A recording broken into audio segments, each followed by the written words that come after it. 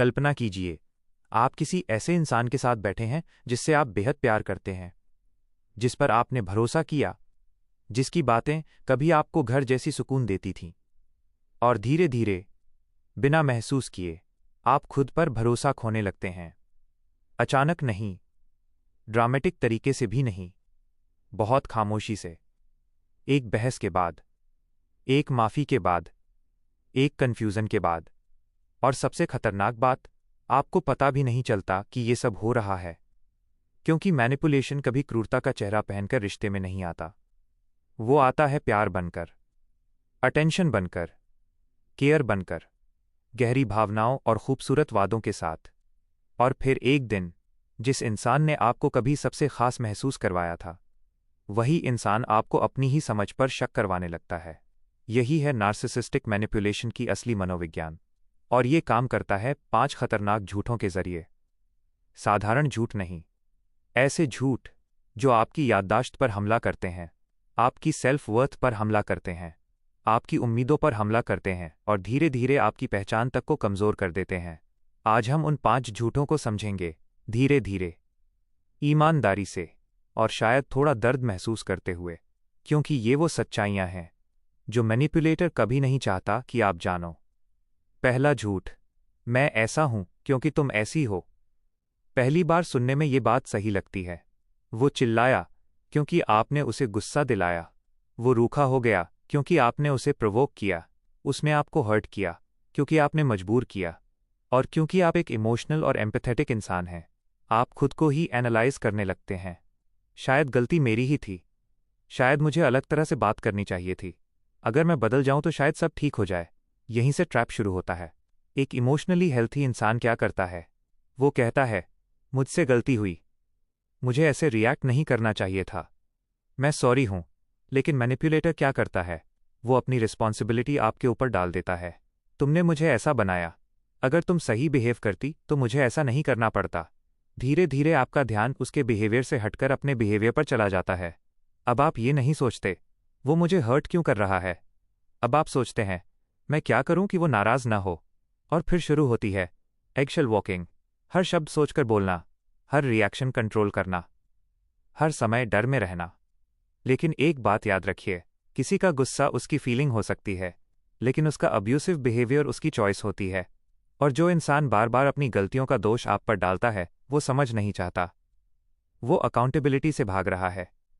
दूसरा झूठ, तुम्हें मुझ जैसा प्यार कोई नहीं करेगा। ये सेंटेंस सीधे आपकी सेल्फ वर्थ पर हमला करता है। शुरुआत में मैनिपुलेटर आपको आसमान पर बैठाता है, तुम सबसे अलग हो, मैंने तुम जैसा कभी नहीं देखा, तुम परफेक्ट हो। इसे कहते हैं लव बॉम्बिंग। आपको लगता है किसी ने आखिरकार आपको सच में समझा है। लेकिन धीरे धीरे चीजें बदलती हैं। छोटी छोटी क्रिटिसिज्म्स शुरू होती हैं। तुम बहुत इमोशनल हो, तुम ओवरथिंक करती हो, तुम्हें हैंडल करना मुश्किल है।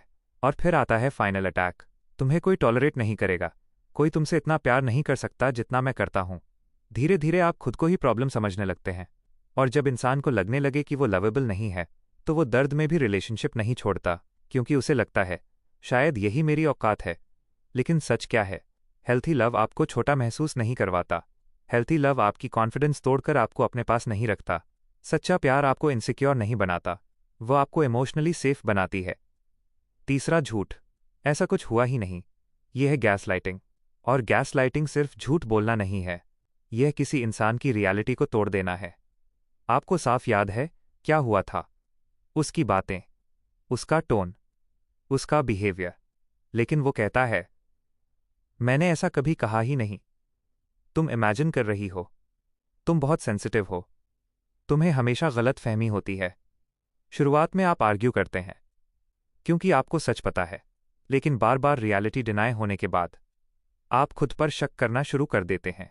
शायद मुझे गलत याद है, शायद मैं ओवर रिएक्ट कर रही हूं।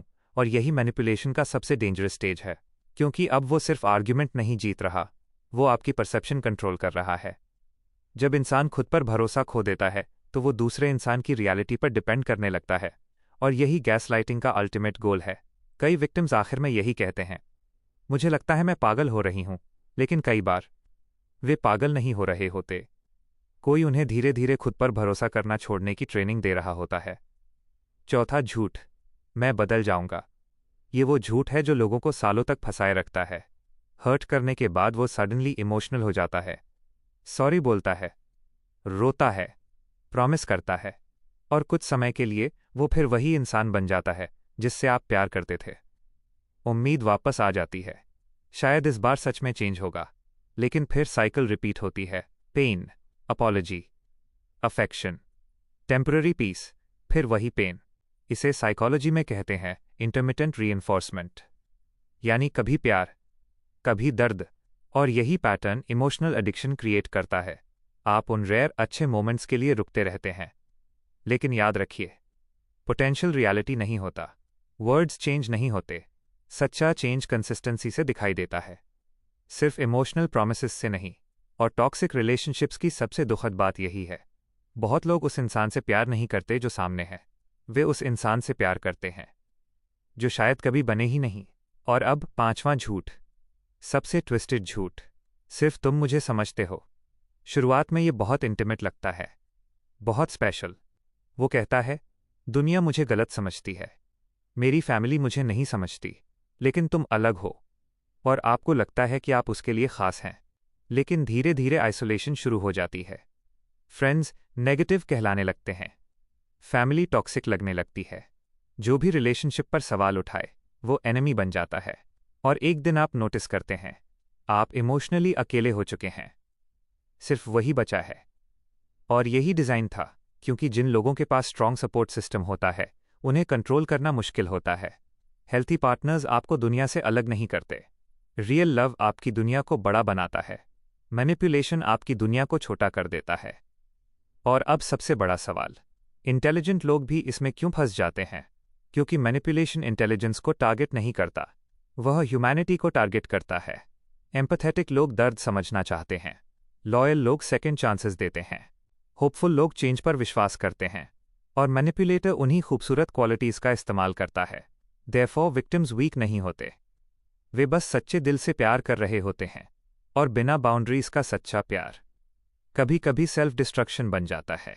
तो अगर किसी रिलेशनशिप में आप खुद को लगातार कंफ्यूज्ड, गिल्टी, एग्जॉस्टेड महसूस कर रहे हैं, अगर आप पहले जैसे कॉन्फिडेंट नहीं रहे, पहले जैसे पीसफुल नहीं रहे, तो रुकिए और खुद से एक सवाल पूछिए, क्या मुझे प्यार किया जा रहा है या धीरे धीरे कंट्रोल किया जा रहा है? क्योंकि प्यार क्लैरिटी देता है, कंफ्यूजन नहीं। प्यार सुरक्षा देता है, डर नहीं। प्यार सम्मान देता है, खुद से नफरत नहीं। और जिस रिश्ते को बचाने के लिए आपको अपनी मेंटल पीस सैक्रिफाइस करनी पड़े, वहाँ कुछ अनहेल्थी पहले ही शुरू हो चुका है।